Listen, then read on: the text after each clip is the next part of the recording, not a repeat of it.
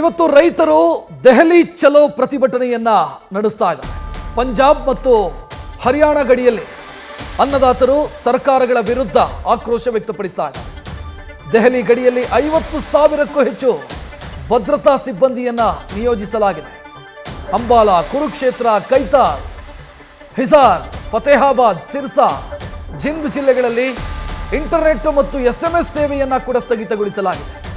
ಗಡಿ ರಸ್ತೆಗಳಿಗೆ ಕಬ್ಬಿಣದ ಮೊಳೆ, ಬ್ಯಾರಿಕೇಡು, ತಂತಿಗಳನ್ನು ಹಾಕಿ ಬಂದ್ ಮಾಡಲಾಗಿದೆ.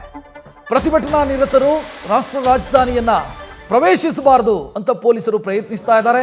ದೆಹಲಿ ಗಡಿ ಭಾಗದಲ್ಲೇ ಸಾವಿರಾರು ಅನ್ನದಾತರು ಮೊಕ್ಕಾಂ ಹೂಡಿದ್ದಾರೆ. ನೋಡ್ತಾ ಇದ್ದೀರಿ, ದೆಹಲಿ ಪ್ರವೇಶಿಸದಂತೆ ರೈತರನ್ನ ತಡೆಯೋದಕ್ಕೆ ಏನೆಲ್ಲ ಮಾಡೋದಕ್ಕೆ ಸಾಧ್ಯ ಇದೆಯೋ ಅದೆಲ್ಲವನ್ನ ಕೂಡ ಕೇಂದ್ರ ಸರ್ಕಾರ ಮಾಡ್ತಾ ಇದೆ.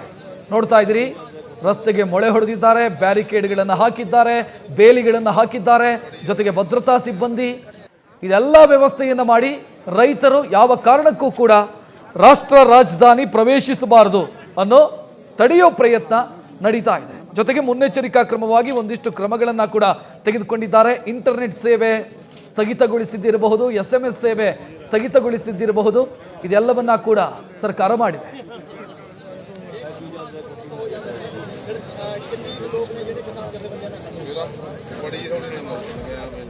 ಈ ಬಗ್ಗೆ ಹೆಚ್ಚಿನ ಡೀಟೇಲ್ ನೀಡೋದಕ್ಕೆ ನಮ್ಮ ದೆಹಲಿ ಪ್ರತಿನಿಧಿ ಜಗದೀಶ್ ನೇರ ಸಂಪರ್ಕದಲ್ಲಿ, ಸಿಂಗು ಗಡಿಯಿಂದ ನೇರ ಸಂಪರ್ಕದಲ್ಲಿದ್ದಾರೆ. ಜಗದೀಶ್, ಸದ್ಯ ಏನಾಗ್ತಾ ಇದೆ ರೈತರ ಪ್ರತಿಭಟನೆಗೆ ಸಂಬಂಧಿಸಿ?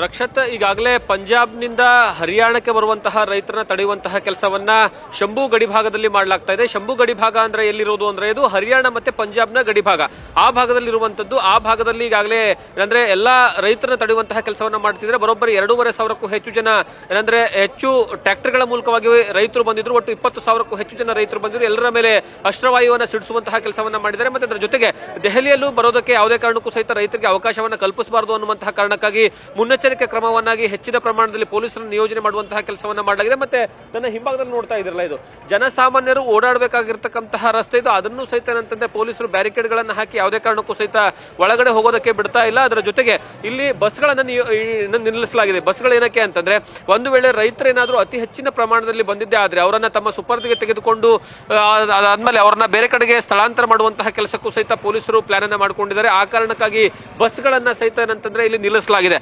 ಅದರ ಜೊತೆಗೆ ಹರಿಯಾಣದ ಒಟ್ಟು 14 ಜಿಲ್ಲೆಗಳಲ್ಲಿ ಈಗ 144 ಸೆಕ್ಷನ್ ಅನ್ನ ಹಾಕಲಾಗಿದೆ. ಅದರಲ್ಲೂ ಪ್ರಮುಖವಾಗಿ ಏನಂದ್ರೆ ಕುರುಕ್ಷೇತ್ರ ಆಗಿರಬಹುದು ಅಥವಾ ಏನಂತಂದ್ರೆ ಶಂಭು ಗಡಿ ಭಾಗ ಆಗಿರಬಹುದು, ಆ ಪ್ರದೇಶದಲ್ಲಿ ಬರುವಂತಹ ಒಟ್ಟು 14 ಜಿಲ್ಲೆಗಳು ಪೂರ್ತಿಯಾಗಿ ಏನಂತಂದ್ರೆ ಇಂಟರ್ನೆಟ್ ಸೇವೆಯನ್ನ ಸ್ಥಗಿತ ಮಾಡಲಾಗ್ತಾ ಇದೆ. ಕಾರಣ ಏನು ಅಂತಂದ್ರೆ, ಅಲ್ಲಿ ಏನಂದ್ರೆ ಯಾವುದೇ ಕಾರಣಕ್ಕೂ ಸಹಿತ ರೈತರಿಗೆ ಸಂಬಂಧಪಟ್ಟಂತಹ ಏನೋ ಮೆಸೇಜ್ಗಳಾಗಿರ್ಬೋದು ಅಥವಾ ಏನಂತಂದ್ರೆ ಹೇಳಿಕೆಗಳಾಗಿರ್ಬೋದು ಯಾವುದೇ ಕಾರಣಕ್ಕೂ ಸಹಿತ ಜನರಿಗೆ ರೀಚ್ ಆಗಬಾರ್ದು ಅನ್ನುವಂತಹ ಕಾರಣಕ್ಕಾಗಿ. ಯಾಕಂದ್ರೆ ಕಳೆದ ಬಾರಿ ನೀವು ಕಳೆದ 2.5 ವರ್ಷಗಳ ಹಿಂದೆ ನಡೆದಿರ್ತಕ್ಕಂತಹ ರೈತರ ಚಳುವಳಿಯ ಸಂದರ್ಭದಲ್ಲೂ ಸಹಿತ ಅತಿ ಹೆಚ್ಚಿನ ಪಾತ್ರವನ್ನು ವಹಿಸಿರುವಂತದ್ದು ಅವಾಗ ಇಂಟರ್ನೆಟ್ ಮೆಸೇಜ್ ಮತ್ತೆ ಜನರು ಕಳಿಸುವಂತಹ ಏನಂದ್ರೆ ವಿಡಿಯೋಗಳ ಸಂದೇಶ ಮೂಲಕವಾಗಿ ಹೆಚ್ಚಿನ ಪ್ರಮಾಣದಲ್ಲಿ ಈ ಒಂದು ಗಡಿ ಭಾಗಕ್ಕೆ ರೈತರು ಬಂದಿದ್ರು. ಹಾಗಾಗಿ ಅಂತಹ ಸೇವೆಗಳನ್ನ ಯಾವುದೇ ಕಾರಣಕ್ಕೂ ಸಹಿತ ಈ ಬಾರಿಯ ಏನಂದ್ರೆ ಸರ್ಕಾರಗಳು ಮುಂಜಾಗ್ರತಾ ಕ್ರಮವಾಗಿ ಹೆಚ್ಚಿನ ಏನಂದ್ರೆ ಜಾಗರೂಕತೆಯನ್ನು ವಹಿಸ್ತಾ ಇದ್ದಾವೆ. ಮತ್ತೆ ಅದರ ಜೊತೆಗೆ ದೆಹಲಿಯ ವಿಚಾರಕ್ಕೆ ಹೇಳುತ್ತಾದ್ರೆ, ಈ ಒಂದು ಪ್ರದೇಶ ನಾನು ನಿಂತಿರುವಂತಹ ಏನಂದ್ರೆ ಗಡಿ ಭಾಗ ಹರಿಯಾಣ ಮತ್ತೆ ದೆಹಲಿಯ ಗಡಿ ಭಾಗ, ಅದರ ಜೊತೆಗೆ ಗಾಜಿಯಾಬಾದ್ ಭಾಗ ಆಗಿರಬಹುದು ಅಥವಾ ಅಂದ್ರೆ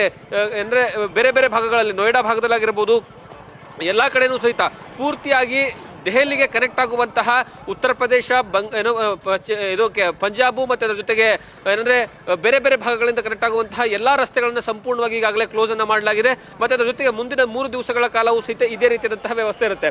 ಮತ್ತೆ ನಿಮಗೆ ಇಲ್ಲಿ ವಿಜುವಲ್ಸ್ ತೋರ್ಸೋಕೆ ಪ್ರಯತ್ನವನ್ನ ಪಡ್ತೀನಿ.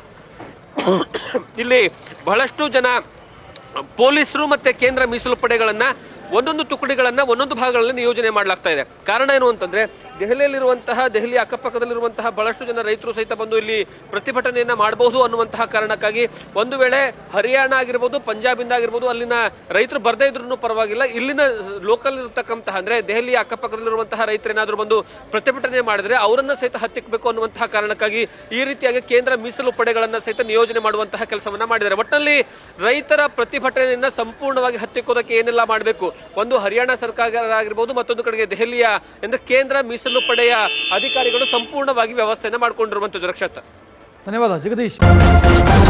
ನ್ಯೂಸ್ ಫಸ್ಟ್, ನಿರ್ಭೀತಿಯಿಂದ ನಿಮ್ಮ ಪರವಾಗಿ.